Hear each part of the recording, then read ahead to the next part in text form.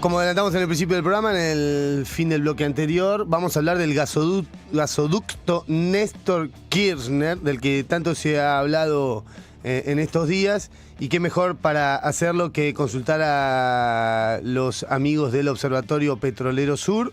Es una organización no gubernamental que labura temas vinculados a la energía desde el corazón de Vaca Muerta. Uno de los representantes es Martín Álvarez, a quien pueden ver, además de escuchar, quienes siguen la transmisión vía el canal de YouTube de la Fundación Ceferino. Martín, Fabricio acá en la Namucurá, ¿cómo va? Hola Fabricio, buen día, ¿cómo estás? ¿Cómo están ustedes? Bueno, muy bien. Acá una mañana muy fría en la ciudad de Puerto Madryn. Excepcional porque no venía haciendo mucho frío. No sé cómo estará allá Neuquén. Frío y mucha lluvia. La verdad Frío. que hay zonas que están muy afectadas por la fuerte crecida de los ríos, principalmente el río Neuquén. Sí, estuvimos viendo imágenes impresionantes, ¿no? De los desbordes de algunas cuencas, ¿no? Sí, inclusive en algunas zonas que están, una de las zonas más afectadas es Sausal Bonito, que Claro. es esta localidad que padece los movimientos sísmicos y que las casas están muy afectadas por grietas, quiebres, fisuras. Y en ese marco ahora llega la inundación. Muchos han sido evacuados y hay casas con más de 30 centímetros de agua, así que veremos qué pasa, porque hay miedo inclusive de derrumbe de algunas de ellas. Bueno, la verdad que cuesta contar buena noticia cuando hablamos desde la postura de quienes viven en el territorio. Respecto del tema Vaca Muerta, hemos visto mucho material del que ustedes producen y ponen al aire respecto de los sismos, sobre todo un trabajo minucioso que vienen haciendo y que demuestra ese lado B, ¿no? de la Vaca Muerta, a la cual en ambos lados de la grieta se elogia.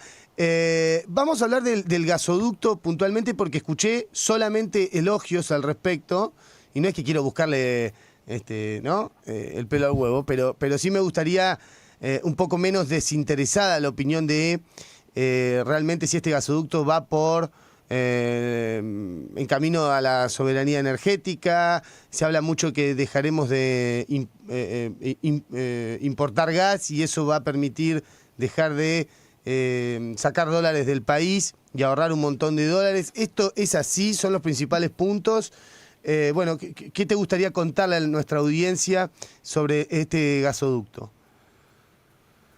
Bueno, son muchas las dimensiones con las que se puede abordar el tema del gasoducto. En principio creo que es muy significativo que pensemos en lo que es la matriz energética argentina, que en su momento fue modificada a partir del descubrimiento del yacimiento Loma La Lata y que pasó a tener más de un 50% de su matriz total gasífera. Esto fue Claro. en los 80, ¿no?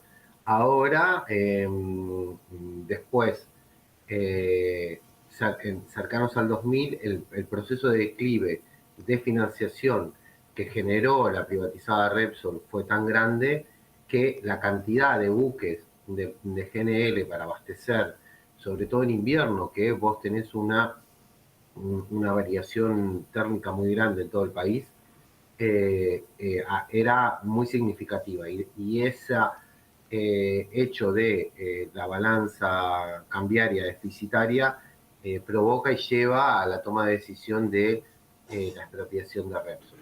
Entonces, uno ve que esa consolidación de este tipo de matriz es un problema bastante grande que se agudiza aún más con los no convencionales, porque no es lo mismo los yacimientos convencionales y el carácter que te da de previsibilidad de mediano o largo plazo que lo que te puede llegar a dar un yacimiento no convencional.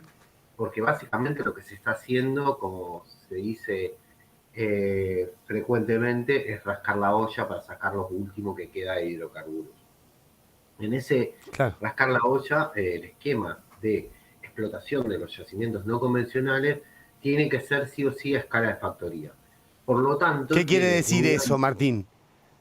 que se tienen que hacer muchos pozos. Ok, Entonces, eso lo que hace es que tengas que invertir permanentemente para que no decline inmediatamente.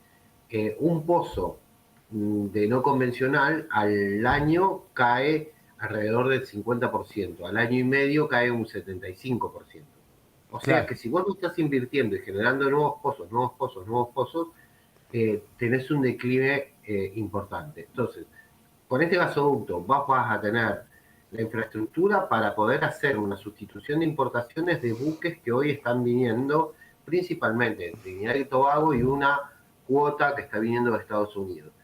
Pero estos buques que están llegando y que te están llegando a alrededor de $20, un poco más, un poco menos, según porque vos estás entrando a comprar a mercados futuros, lo podés reemplazar con un hidrocarburo que el costo de producción es dentro del país y que es menor, muy menor, digamos. Todo lo que es gasoducto tendería a bajar.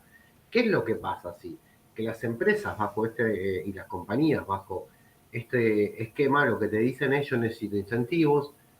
Si vos no me das mayores beneficios, yo no invierto, por lo tanto vas a tener una caída inmediata. Entonces quedás como preso también de las lógicas que tienen las compañías para llevar adelante su negocio, y es una lógica que tiene un espíritu muy de rapiña que no se conforma con nada.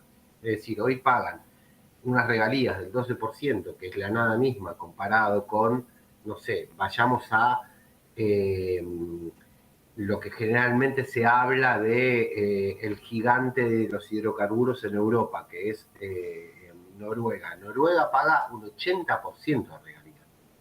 Claro, Y eso lo cobra el Estado y el Estado lo administra. Acá se paga un 12% de regalías.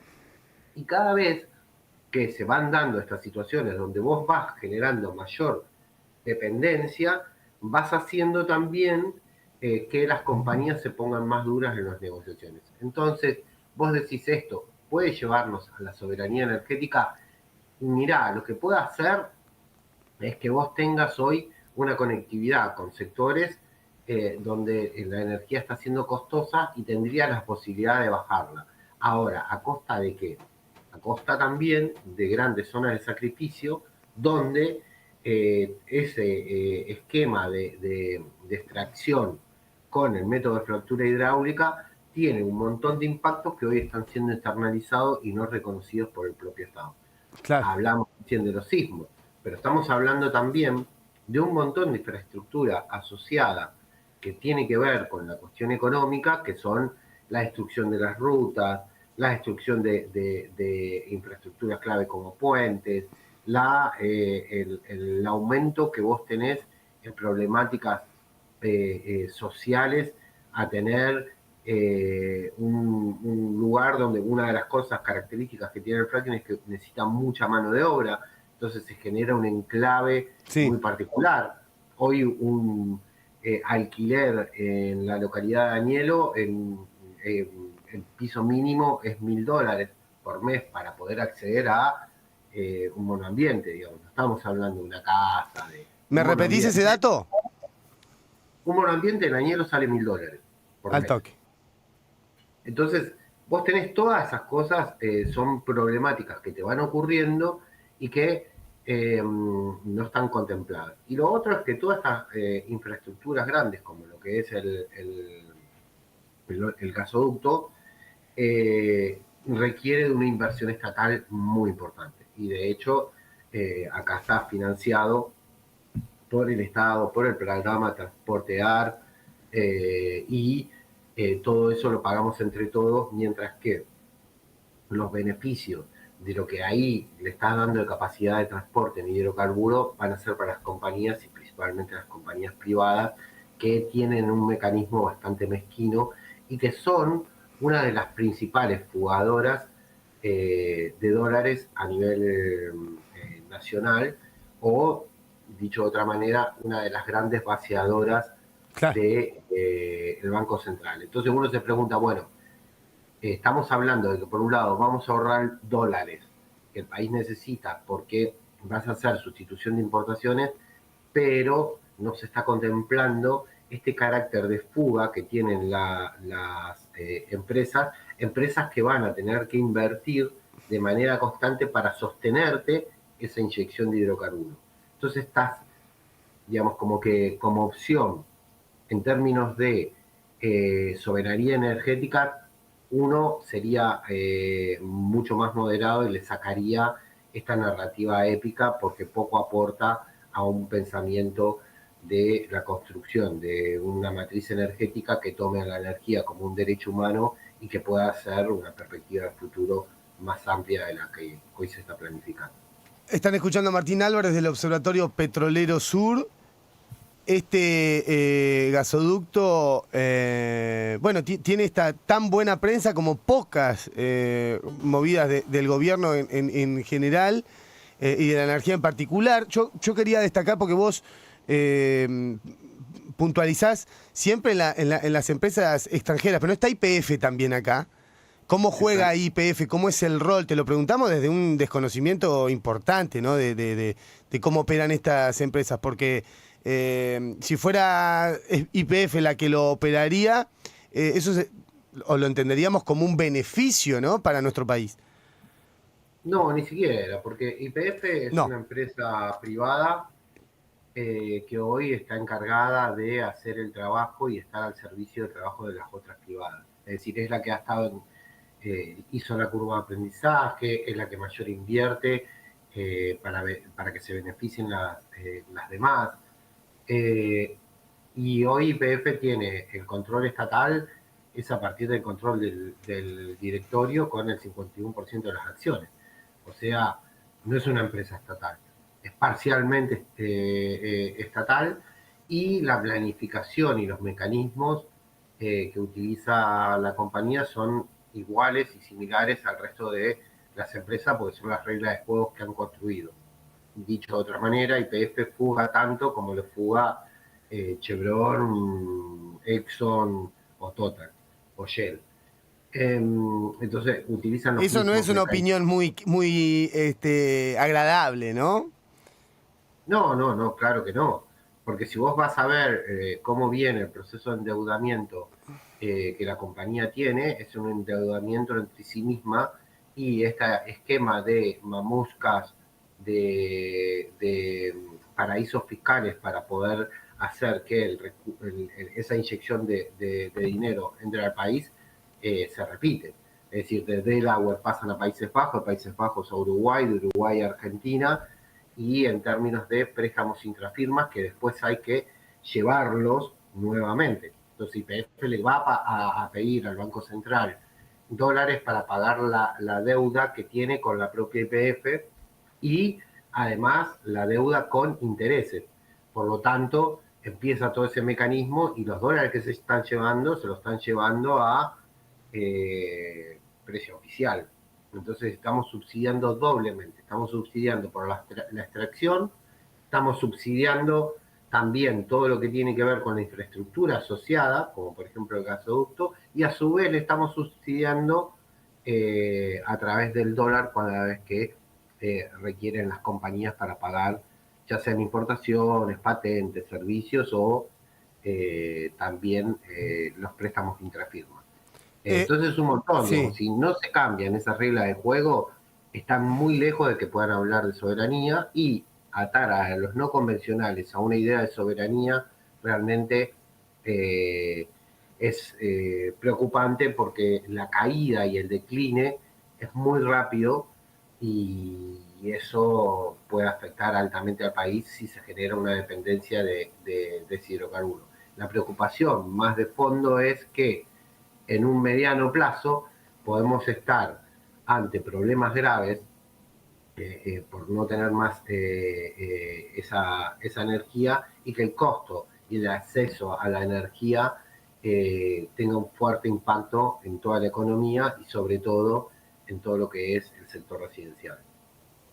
O sea, va a haber, con esta lógica de construcción, vamos hacia escenarios donde la energía va a ser un lujo que pocos puedan pagar. Pero eso, Martín, es opuesto a lo que nos presentan con esto del gasoducto Néstor Kirchner, ¿no? Como ahora sí, ahora salimos, cuando me parece que lo que se está repitiendo entonces es el discurso de las multinacionales que operan ahí o que se benefician con esto.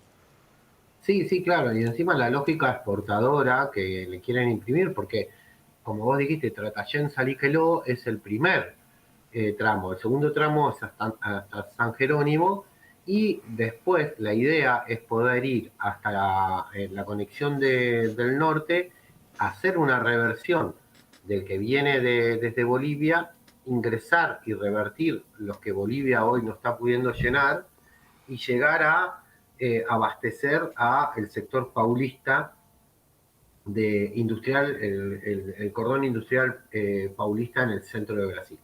Eso es como una idea que hay por un lado. Y por el otro lado, poder hacer puertos de GNL para empezar a exportar barcos. Esto hay uno comprometido en Bahía Blanca, otro comprometido en San Antonio Este, ahí en lo que es el Sí. Golfo San Matías. Entonces, ahí es cuando uno ve de decir, bueno, van a sacar esto de manera muy rápida, se van a beneficiar los sectores privados y en poco tiempo vas a quedar con un declive. Cuando nosotros planteamos, el escenario es, bajo estas líneas políticas, de gran preocupación, porque en un mediano plazo la energía va a ser un lujo, es porque estamos viendo que se está repitiendo la historia que se hizo con el convencional, que es explotarlo en el menor tiempo posible y ya, y dejarlo. Y bueno, Y al después, menor costo posible, obviamente.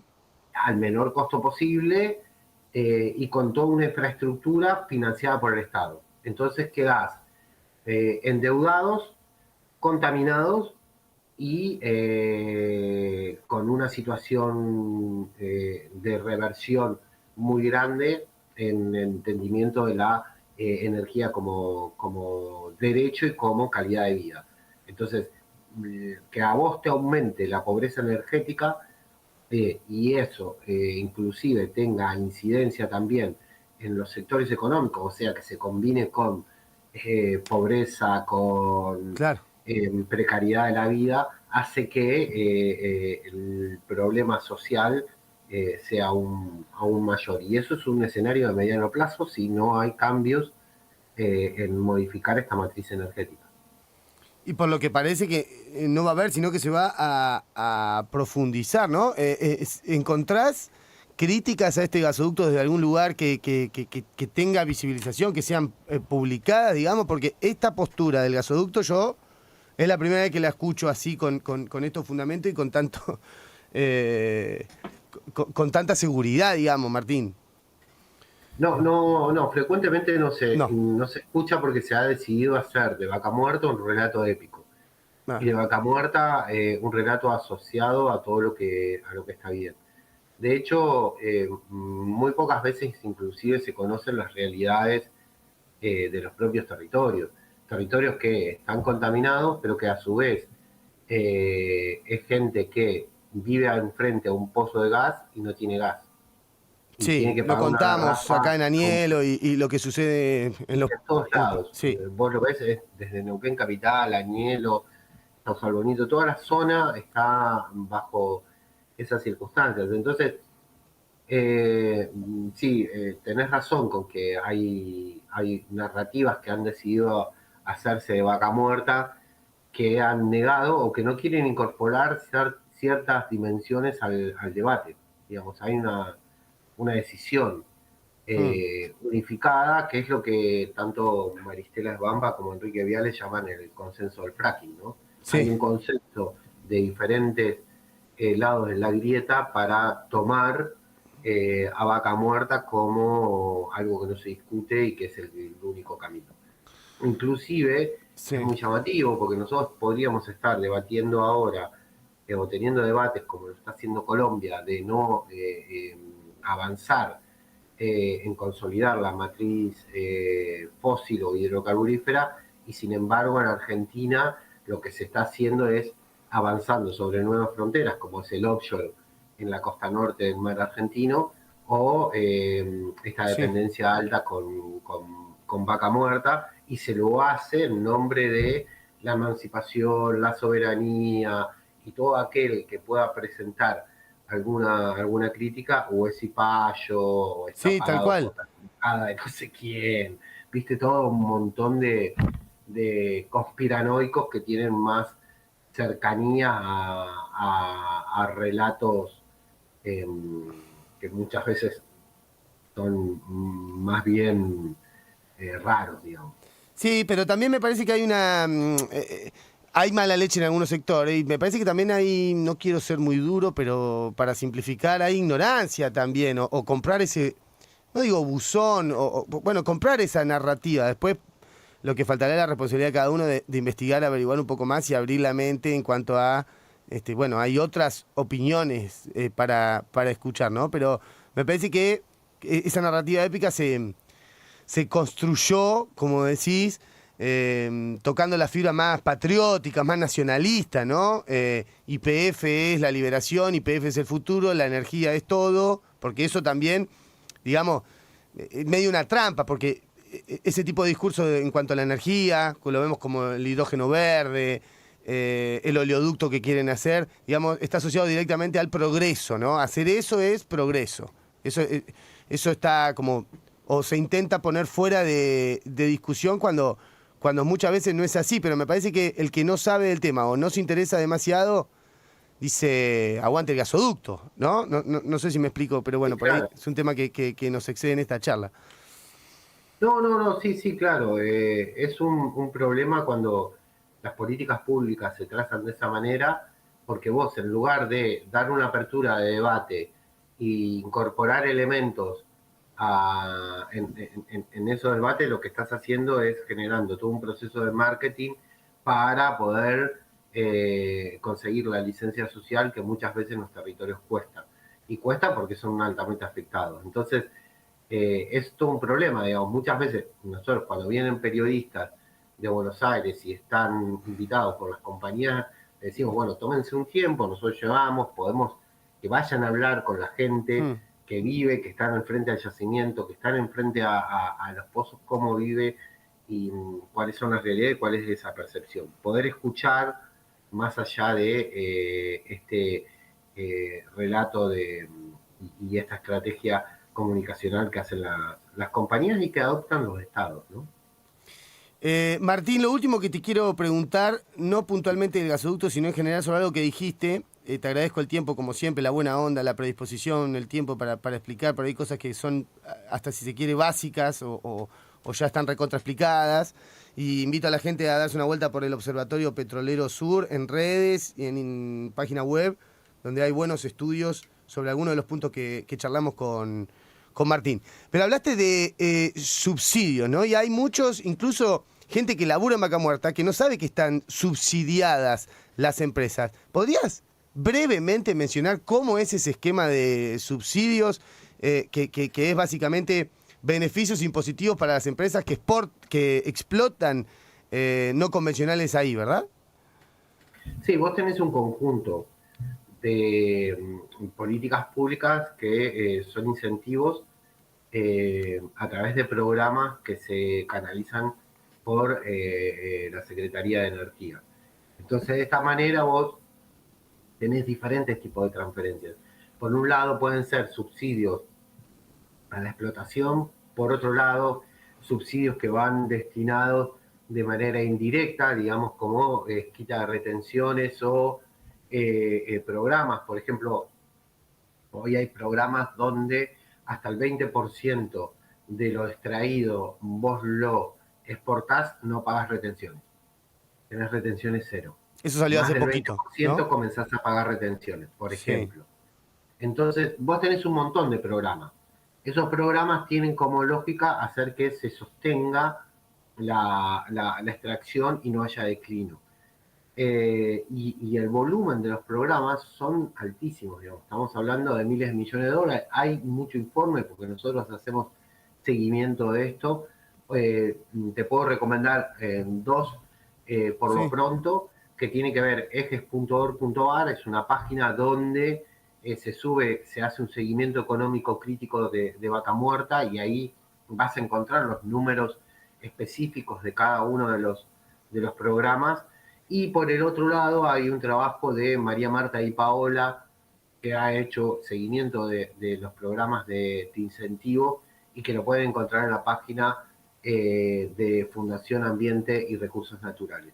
Y por último hay como una especie de balance de esta década fracturada de Vaca Muerta que la acabamos de publicar en revista Crisis, Uh-huh. que puede entrar ahí, Algo cruje en el subsuelo de la patria, se llama el artículo, y ahí lo que intentamos hacer es el ejercicio de resumir todos los datos últimos de esta década. Martín, un gustazo escucharte, gracias por la info, por aportarnos otra mirada, como es un poco la intención que tiene este programa en particular y la Namuncurá en general, y bueno, y aguanten sitios como el Observatorio Petrolero Sur que guardan el violín, digamos, ¿no? Y se ponen a estudiar en serio estos temas. Muchas gracias a ustedes, que tengan un lindo fin de semana. Igualmente, Martín Álvarez del Observatorio Petrolero Sur, hablamos un poco del gasoducto. Bueno, pensé que iba a tener alguna data más positiva, digamos, del gasoducto, como es lo que escuchamos en todos los medios. Le apuesto a buscar alguna nota que no diga esto de la soberanía energética, dejar de importar gas, la cantidad de dólares que nos vamos a ahorrar, etcétera. Sí, dice Martín, pero, y todo lo que dijo en esta entrevista, que usted podrá encontrar completa en el canal de YouTube de la Fundación Ceferín.